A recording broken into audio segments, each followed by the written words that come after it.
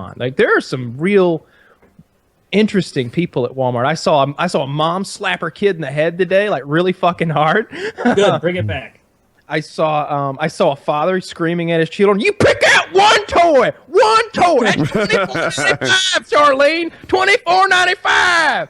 And I was just like, Jesus Christ, she doesn't know how it costs. Like, she wanted the Legos. Fuck. Clearly he was wrong, but I'll tell you, as a parent now, whenever I see a parent yelling at a child, I'm like, yeah, fist bump. You know, it happened to us early on. I forget what it was. I think Hope was like 3, and she was demanding that we buy her a toy at Target, just laying it down. I want this. We're not moving, whatever. And Jackie was like, you know, no, you're not getting it because I'm the parent and you're the child, and that's how it's going to be. And this guy, he was like a, I don't know, 35-year-old black guy. He's like, yeah, power to the parents. That's what I'm worried about, man. That's what I'm really worried about is like year 3, year 4, having a kid that not only can walk around, but can be a huge dick. And like how I'm going to respond to that, not only in general, but in public. I like them better every year, my kids. Yeah? Yeah. The more like, I don't know. So at first they're bullshit, right? They're like leaky luggage or, you know, like a watermelon with a hole in it, right? That's your infant experience. Yeah, and 0 to 3 seems like bullshit. Yeah, it's yeah. Remember in high school you have to like carry an egg around and not break it for a couple days. Well, you get that for a couple years, right? So that's the first part.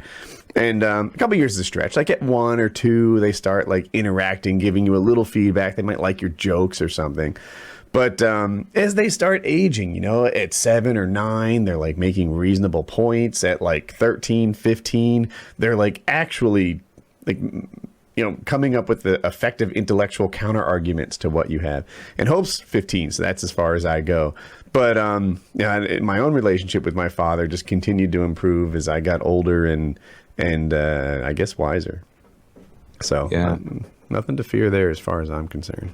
Yeah, I would say, I don't know about leaky luggage. I know the first 3.5 months were a nightmare. It was just the most terrifying, like, oh my God, I don't understand the things I'm feeling. And then like the first time he smiled at me and it wasn't like an accident, then it was like, okay, we can do this. Like you're giving me something back. So what emotions were you feeling that had you confused?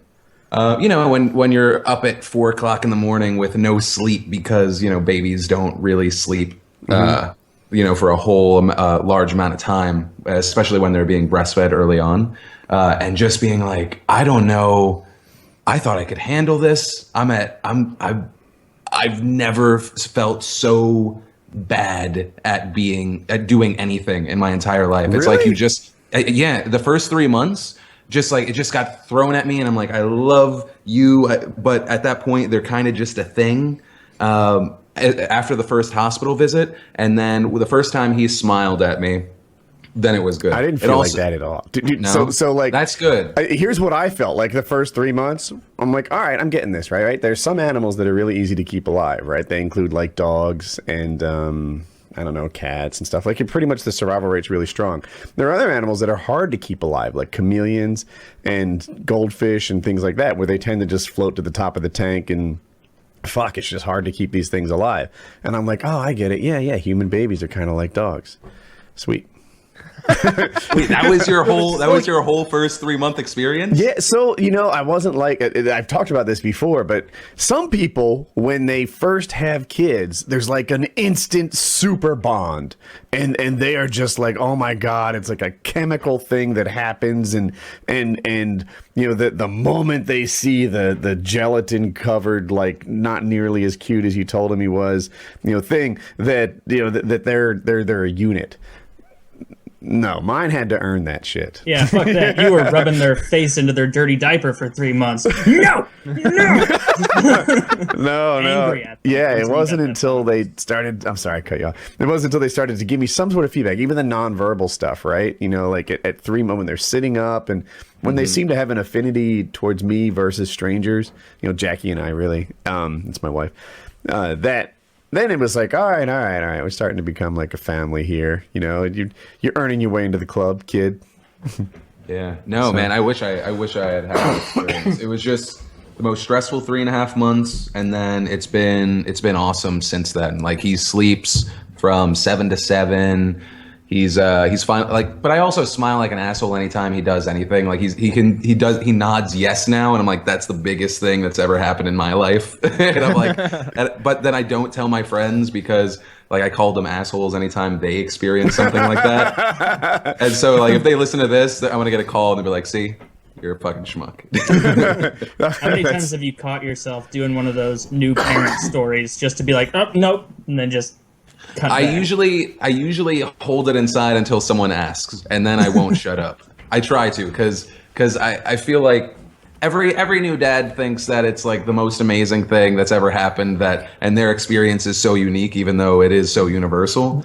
But yeah, I mean, I don't know. I'm really enjoying it, and I'm excited. I hear though, for boys, it's more that they run around a lot and they're kind of assholes from 8 to 10, and then they're good. And I've heard that girls are kind of the opposite. It's like around 16 or so. It's been a nightmare for most of the parents I've talked to that are older. Boys are pain in the ass younger than that, so I have both. Yeah. And like Okay. I remember when Hope was like 2.5, maybe. The boys would just do. We have the layout of our house lets you run in a circle, like around the stairs. And the boys were just like running around, screaming, making so much noise with the thumping of their feet and the yelling and the woo, woo, woo, woo, woo. And Hope is there, like on the stairs, just putting hats on them as they go by. Like they put a hat on, take a hat off, put it on another one. And it was like the difference between boy and girl was just, it was so apparent. Boys are wild Indians. Is that racist? No, that's racist. Well, I don't even know. It's racist. They Now, were literally going woo, woo, woo.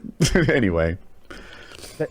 Did the Indians do that though, or is that a racist They stereotype? definitely did it Yeah, in the all movies. those kids are being racist, playing with their sets. Have you ever seen an Indian in real life go woo woo woo woo like once ever? No, I've never Indian seen Well, when that. was the last time you? Yeah. So when was the last time you saw an Indian person? I don't I know. was in Sedona, Arizona, and he was dressed up like a war chief with a cowboy. So I guess that counts. So you right? haven't seen one recently. No, not in a while. The I cowboy saw could one on kill the customer guns. That was- service line.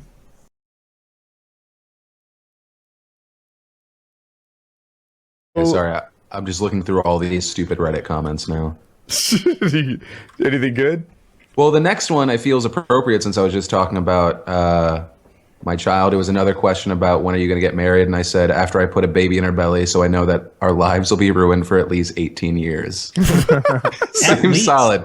Nice. At 832 points. There we go. I like that all my stuff is 832. about fatherhood and getting Gotta married. get more points. So how is your health, Philly D? I know you've talked about it on YouTube before. You have some sort of Oh yeah, monumental I have a illness. What's cooking It's there? not monumental. Well, I mean, it's life affecting, but life affecting after 35. And those years, I feel like are going to be shit anyways. So How old are you? I'm 29. Okay. Yeah, I'm 29. So I got a few more years, I think. But yeah, I have PKD. It's a polycystic kidney disease. Don't image Google search it. Just regular Google search it. There's Woody not listening. And yeah, I mean, it's your kidney gets cysts over time, and it really kicks in usually around 35, 40, and it kind of just go for it. I see. Is a kidney transplant a possibility? A kidney transplant is a possibility. I don't have any full brothers or sisters, so I'd have to just go on the donor list when I need it. You got a But lot of subs. I do, but What's your I don't blood know. type? Oh, wait, are we doing it right now? Mine's negative. So let's go to no, but I mean, a transplant is an option. I mean, my father needed a kidney. He was on dialysis for a long time, and someone that watches the show, part of the nation, or a bunch of people submitted to possibly give him a kidney, and one guy out of the 6 potential matches, and he was kind of our last hope, was the guy that eventually gave my dad a kidney. And so my dad's not on dialysis. He's able to, like come out and visit me, which was something that wasn't a possibility before. And of course, I mean, if you've ever known someone with dialysis, it's the most fucking draining thing a person can go through. And you're having to do that several times a week. So would the new kidney have polycystic kidney disease? What was it again? It's PKD, polycystic kidney disease. I don't know if it can spread to the new kidney, but because I'm not, I think it's one of those things that I've kept in the back of my head. But like this year is going to be the first time I've been checked up for it in probably 10 years because I haven't wanted to actually address it and make it a real thing. But Well, that's a good policy. Yes. Yeah. it's a fantastic. Yeah, that's brilliant. No, right? I know it's so Ignore stupid. it till it's too late. Yes. No, but it's one of those things that this year, especially now being a dad, that I've been like, okay, I got to take care of myself. And I saw some stupid special. Oh, is he coming in? I saw this stupid special. Oh, 1 second. I have to be daddy for a second. Hey. So if you've never seen my son, this is him. This is Trey. Heartthrob. Hey, you see the people on the computer? He can't hear you. Hey. I heard that. We got some noise. Content? He's either content or he's pooping. It's one of the two. But I don't but believe yeah, all that waking stuff. That's a perfectly behaved baby. You got an easy one. Right? No, man. Everyone Lies. We got our first babysitter last month, and she was like, I'm gonna charge you $5 less an hour because I don't have to do anything. And I was like, really? Hey. That's a story you'll be able to do like in the 1v1 storytelling competitions when your kids make friends and you go to dinner with that kid's parents. And it's like, well, when my son was a kid, he was so well behaved, the babysitter simply wouldn't take him. No, man. Like, we don't, other than like this podcast, we don't like to advertise to our friends or anyone that he sleeps so well because they, other parents will hate you. And also, I feel like if we talk about it too much, the next one's going to be a nightmare. I had it easy. I wanted to quickly throw in. So my friend has cystic fibrosis, which is obviously very different than what you have. Oh yeah. But he had a lung transplant. In cystic fibrosis, your lungs get filled with phlegm, but it's like an awful tarry, worse, like sticky phlegm. Anyway, he had a double lung transplant, and while he still has cystic fibrosis, that impacts like fertility and his digestion. His lungs don't. Like that's just not a thing. His lung, he's a person with cystic fibrosis with lungs that don't have that disease. Wow. Yeah. I don't know. Like I was saying, whatchamacallit, I went into the dentist for the first time because I saw some stupid report about how I can get heart disease if I don't take care of my mouth. That's a thing. And so I did that one. I just got my physical. I have the same problem most everyone that makes YouTube videos does, and I have a vitamin D deficiency. And that's about it. I was surprised I didn't have high blood pressure. And that's it, man. And then I have to get the kidneys checked again because I need to see where they're at. So, because growing up, I thought, like I'm going to live till 35. I wanted to do everything by 35. The reason I pushed myself so hard early on is because I don't know. I thought that's what I had in my life. And so a lot of this has just been like, okay, well, shit, now I got to stay around for a while because I don't want to, I don't want to leave them. So I don't know. That's why I'm trying to make sure I don't die. You gave me the impression that like, oh yeah, I expire at 35. That's just something about me. And I guess that was maybe more your attitude than your reality. I'm not sure. And it was like, damn, I just gotta be getting closer.